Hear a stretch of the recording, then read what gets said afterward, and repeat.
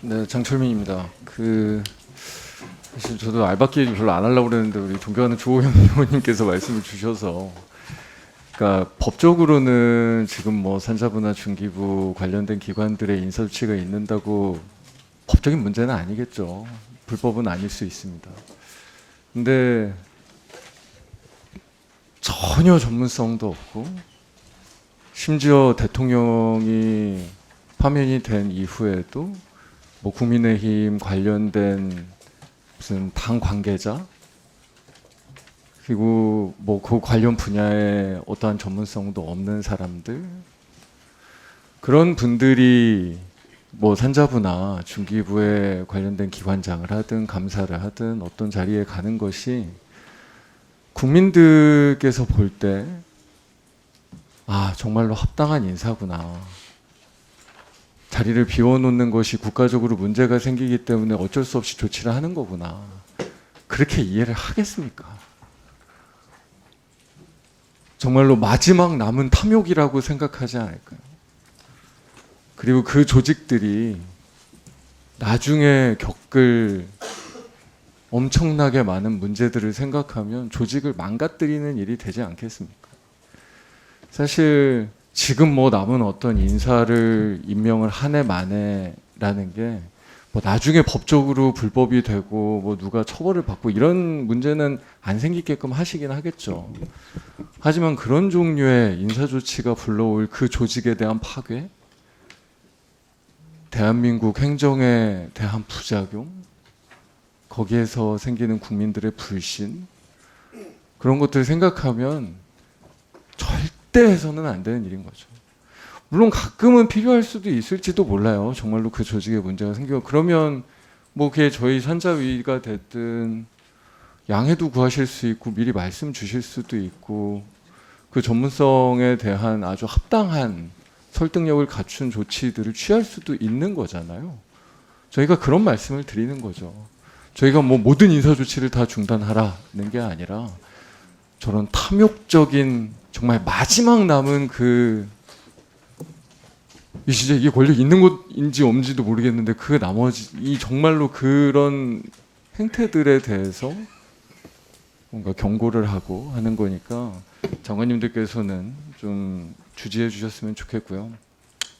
오늘 어쨌든 이 관세 문제 얘기를 해야 되니까요. 너무너무 중요한 일이니까. 근데 저는 조금 걱정이 되는 게, 트럼프 행정부 입장에서는 지금 우리의 산자부 뭐 어떤 협상을 한다고 할 때 신뢰할 수 있을까? 그게 뭐 조선이든 LNG든 뭐 저희가 지금 잘 모르겠는 어떤 협상 카드들을 지금 우리의 대표단이 트럼프 행정부한테 가서 이야기를 하면 신뢰할 수 있을까? 이게 좀 걱정되거든요. 사실 뭐 날짜 제가 며칠 남았는지 모르겠지만 한 50일밖에 안 남았잖아요. 지금의 정부가.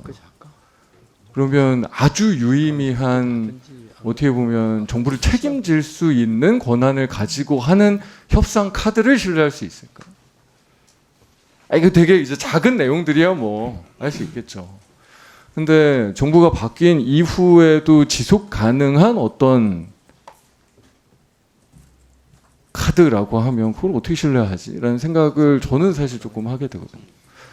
그러면 결국은 제가 보기에는 유일한 방법은 지금의 국회가, 양당이 지금의 산자부가 가지고 있는 협상력을 키울 수 있게 신뢰를 심어주고, 우리가 지금 산자부가 가서 이 미국과 협상하는 것에 대해서 일종의 보증을 서주는 거 말고는 방법이 없는 느낌이거든요.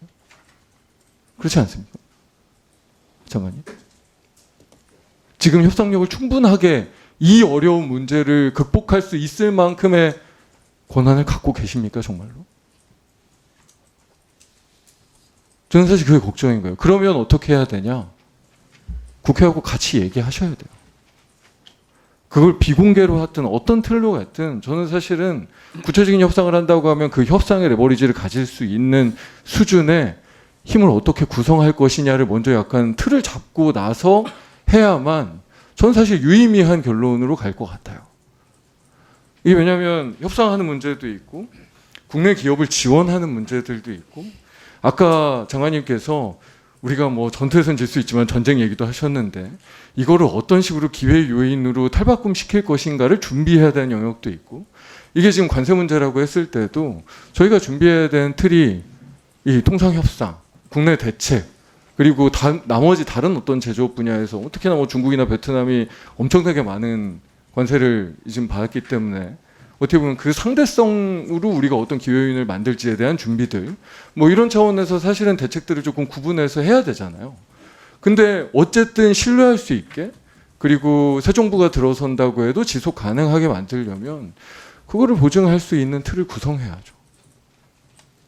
그런데 오늘 우리가 정말로 너무너무 늦게 우리가 산자위를 하고 있는 이 상황에도 저는 사실은 그런 고려가 전혀 보이지 않아요. 지금 이 정도 수준의 현안보고를 우리가 어떻게 그걸 신뢰하고 지속 가능한 어떤 협상력을 지금 정부에게 부여할 수 있겠습니까?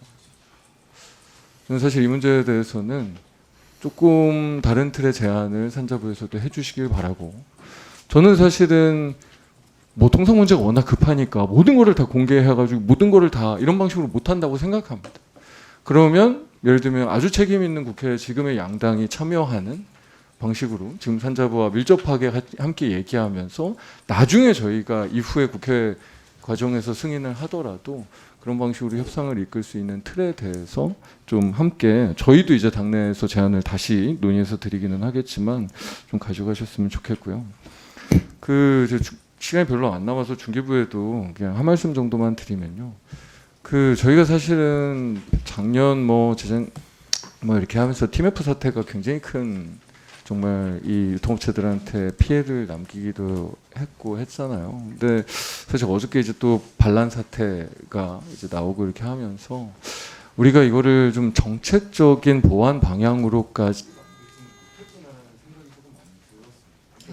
물론 국회 경우 나오기 밑에는 TMF의 개발만은 아니긴 하지만 저희가 이거를 어떤 식으로 예방하고 그리고 정말 우리의 중소기업들의 시장에서의 참여하는 여건을 환경적으로 개선하는 데까지 지금 못 나갔구나라는 저도 사실은 반성을 했는데 중개구도 건설 지점이 좀 있는 것 같아요. 저희가 그냥 단순하게 사후에 충돌치도 않은 피해 대책이 우리가 해줄 수 있다고 얘기하는 거는 조금 그거잖아요. 그래서 제도적으로 어떤 식으로 좀 예방하고 아니면 시장 환경 자체를 개선할지에 대한 그런 어떤 대책으로 이게 나아가야 이건 꼭 반란 사태만이 아니라 TMF에 대한 게 이제는 좀 많이 또 축적도 되고 있으니까 그렇게 만들어 주셔야 저희가 이후에 정부에서 정부에서라도 훨씬 더 나은 정책 기준이 될 수 있으니까 그건 조금